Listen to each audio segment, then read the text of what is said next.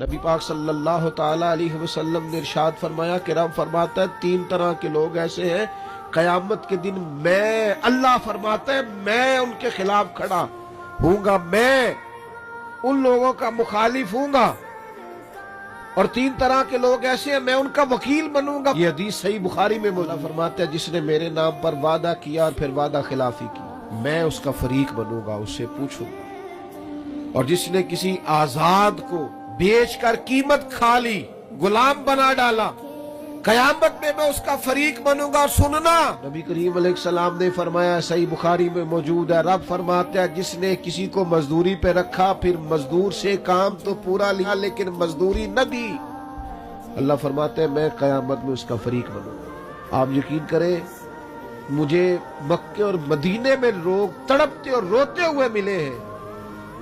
کہ حضرت صاحب محنت کی ہے، مزدوری کی ہے، پر مالک نے پیسے نہیں دیے، تنخواہیں کھا گیا، گھر چھوڑا ہے، بچے چھوڑے ہیں، پردیس میں بیٹھے، لیکن لوگ سمجھتے ہی نہیں، جہاں بھاگ جا جگہ سے ملتے ہیں لے لے، ہاں ملتے ہیں، کیوں نہیں ملتے، یہ ملیں گے، انما یؤخرہم لیوم تشخص فیہ الابصار، یہ تمہیں قیامت میں دینے ہیں۔ تم نے کہا جاؤ جہاں سے ملتے ہیں لے لو، ملتے ہیں، رب دیتا ہے اور اپنے فضل سے دیتا ہے اور وہ دے گا، اور تم دیکھو گے تمہیں دینے پڑیں گے۔ یاد رکھیے گا مظلوم کے ساتھ زیادتی بالکل قطعاً